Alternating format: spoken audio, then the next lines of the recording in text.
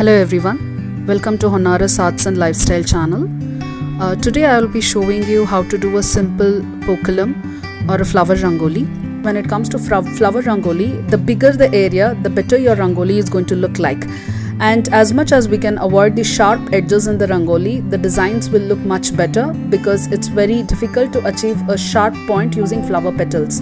So I will be using some basic shapes and I'll show you how to draw the design first on a piece of paper, and the same thing I'll show you how I have drawn it on the floor and decorated it with the flower petals. The things we need is one small circle and another bigger circle. So this circle and the circle, it depends on how big you want the design to be. So for me, I'm taking this as the measurement, okay, and some other shape which is unusual. I have taken sort of triangle shape over here. You can even opt for something oval in shape or a U shape.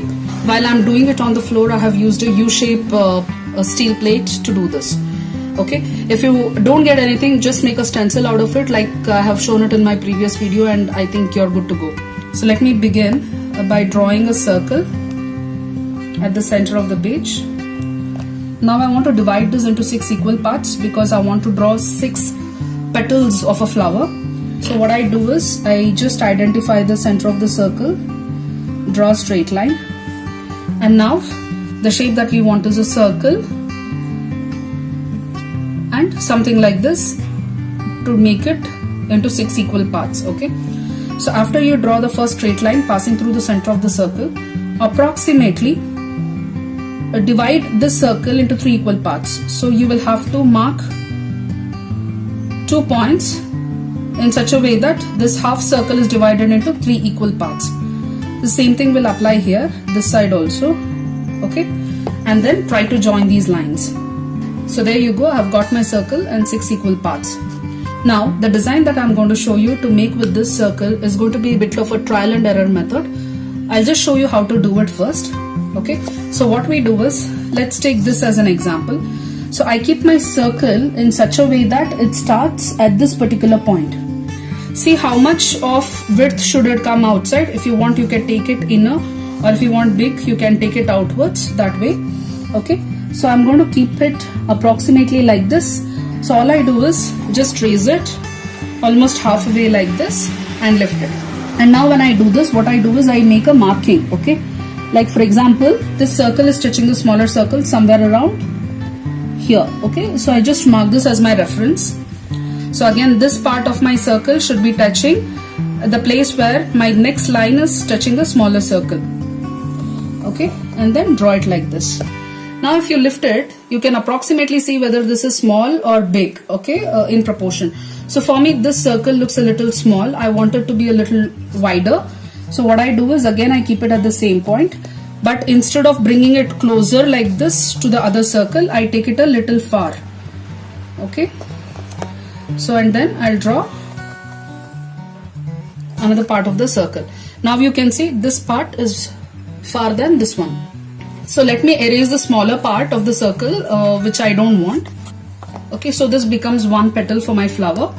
Now what I do is I hold it exactly in the same position for this because this is a correct petal that I have got, and I mark the other end of the circle where it is meeting the next one, okay, like this. So when I keep it to draw the next petal, I know that okay, I need to start from here and end from here. So now what I do is I go back to my first circle, place it in the same position, okay, that I used to draw, and as you can see, I've stopped it over here, but I should be stopping it here. Okay, so I'll just continue till here and I lift it. So this becomes my first petal and this becomes my second petal. It's the second petal that will actually guide us for the first petal in this case. Now keep doing the same thing. Now when you're keeping it for the next one, make sure that this part touches your smaller circle and this part touches your previous petal. Right, so as you can see, there is a very small mistake that I have done somewhere. That is why, you know, this is not touching here, very small distance. I just close it anyway, but you can't make out what is the mistake that you have done. Okay, now going to the next one, I want to draw some petals over here. Okay, I start with this place, keeping this as the center, and the petal should come somewhere in between this, but it'll keep varying, so don't worry about it. And again, depending on how big you want the design to be, You either bring it forward or bring it inside. Okay, for me I think this is a good enough shape. Now again we do the same kind of a thing, that we actually mark the starting and ending where it is touching the petal, so that it remains as a reference point. Now use your reference point to draw the rest of the petals. Okay, so now all our petals are ready, and as you can see, this entire design is very symmetrical. Now what I want to do is I want to draw a circle around this, but unfortunately I'm not able to find anything in my house which is of the perfect shape to fit this circle. So let me show you how to draw any circle, okay, of your size. What I need you to do is take a thread which is thick enough. It should not be thin, it should be thick enough and should not break easily. So what you do is you tie it to your pencil, put 2 or 3 knots, tight knots, so that your pencil doesn't come out like this, okay, and then you hold the pencil where your circle should begin. For example, I want my circle to come till here. Then what you do is you hold this part of the thread exactly at the center of your smallest circle like this, and then you put a mark on your thread so that even if you miss it, you should know where you should hold this thread like this, okay. Now you have to hold this finger very tightly and just move your pencil.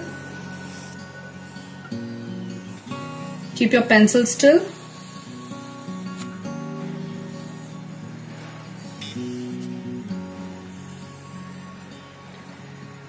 And there you go, you have your circle.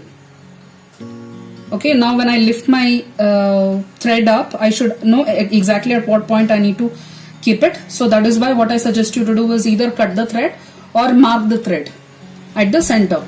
Okay, so I've marked it here. For me this is what is the center.